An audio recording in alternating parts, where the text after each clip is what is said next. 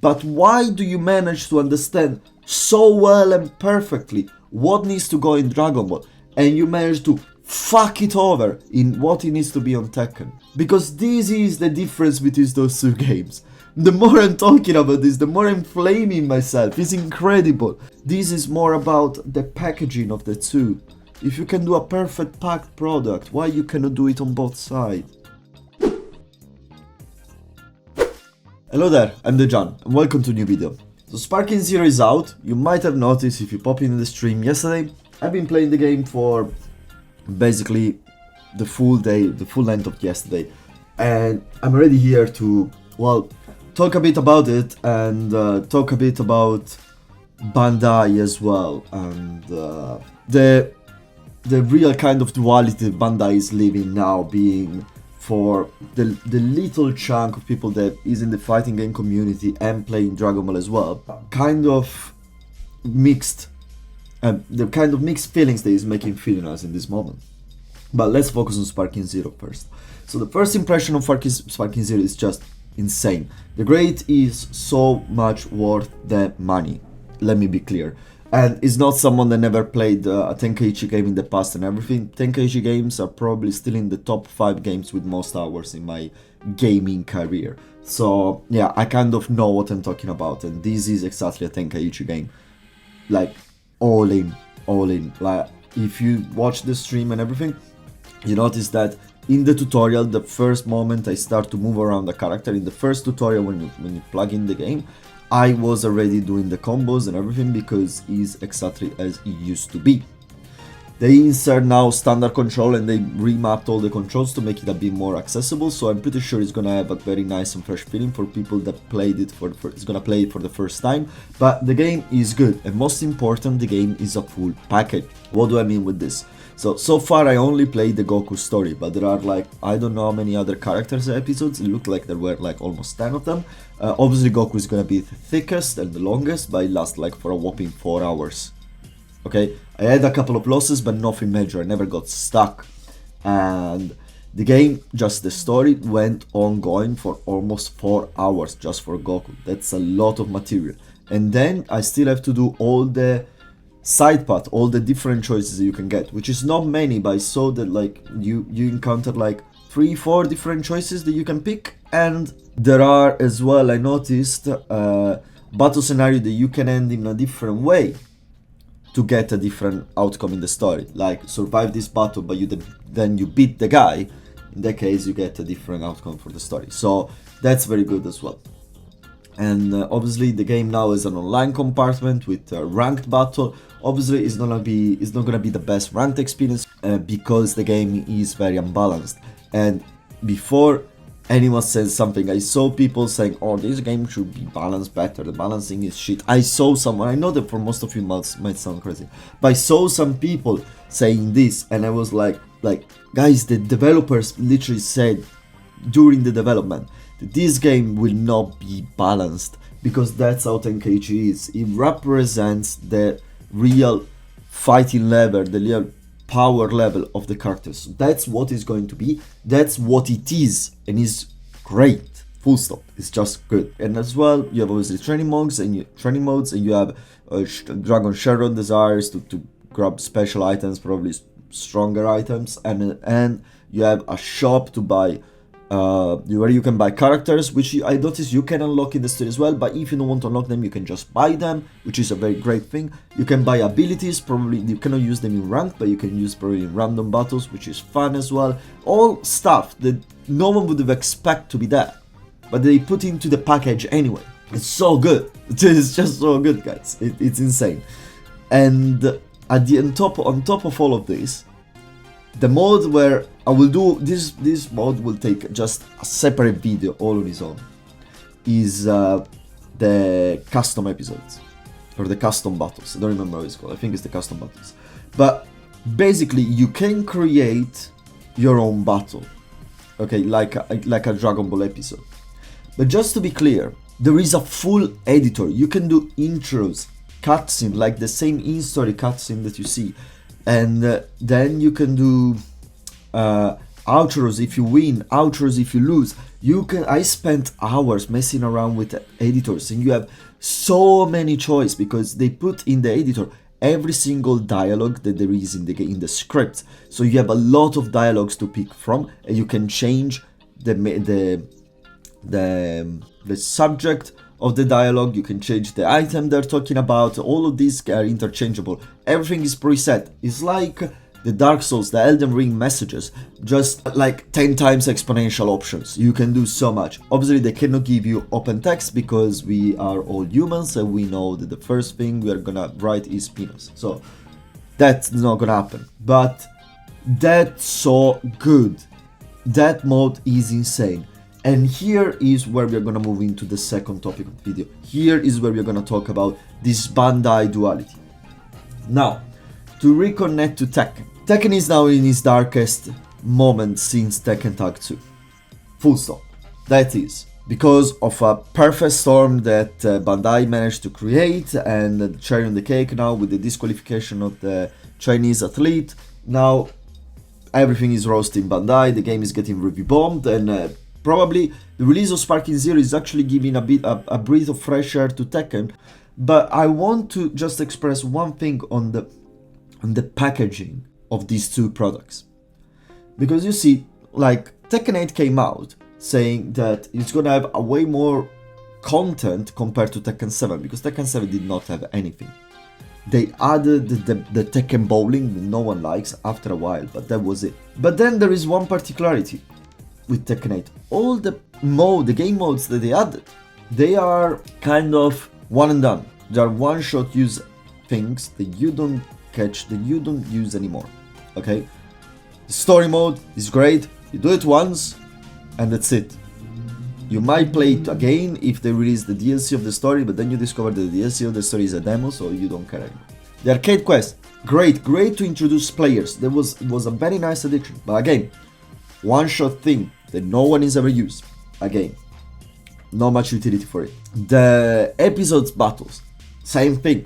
One-shot thing, you do them all once, if they're worth it, because most of the ending cutscene you get, they are not worth it. You're done with it, you don't need to do it anymore.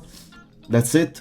You used it, dumped, never used it again. Playing the game offline, Ghost Ranks battle, yeah, you unlock different outfits, but they're not special outfits, they're just the outfit of your rival. And after you've done that, Ghost Battle is done as well. So you might as well just go around and try to find which, if you want a specific altar, which guy has it, you get it for your character, and that's it.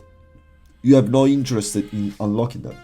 But once you have done these things, if you want to do them, because I stopped doing them because I found them very boring and bad made. The game is basically over offline. You just go and play online. That's it. The only mode with a replayability is Tekken mode. That's it. Which I honestly, I was happy that they brought back, but at the end I discovered I don't like it as much anymore. But it's okay. This said, what's the difference with Tenkaichi?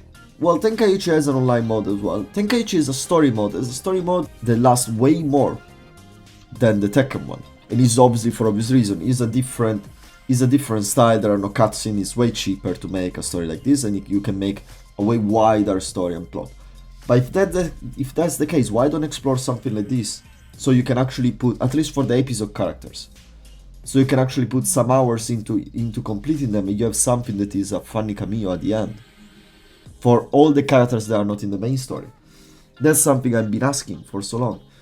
But as well, another thing, like every time you play, you finish a battle, you get rewards, you get special outfit, you get things, and this is all a compartment that is missing from Tekken.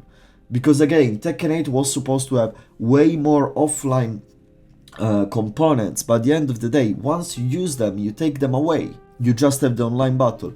And someone might argue, yes, once you do this with Tenkaichi, Sparking Zero, I'm gonna be calling it Tenkaichi for the rest of my life, but after you're done with all the story and everything with Sparking Zero, you are left just with online battles. But first of all, it's a lot to do. But second of all, that's not completely true, because if you are not someone that is interested in playing online, Sparking Zero, like me, I honestly don't care that much about playing online, apart from playing with you guys, obviously. That's the only part. Like, I'm certainly not caring about the rank in Tenkaichi because it's silly. Even if I will try to have a rank, I'll go at it. But once you have done all of this, the custom battles is the perfect game mode to just give eternal life to the game, so that you can literally enjoy the offline mode as much as you can and will never feel stale and old. And this is something that Tekken needs to improve. Time attack, survival modes, they are all there, they just need to be revisited to be adapted to 2024. But they're all there and they will work and they will appeal to the casual audience, which is what is supporting Tekken on the volumes. Okay? And like this, you don't need to put that heavy monetization as much as it is. You're always gonna need a part of monetization, and you're always gonna include monetization, but you can release your foot a bit on that because you have a different income coming from more casual that you can appeal on with these things.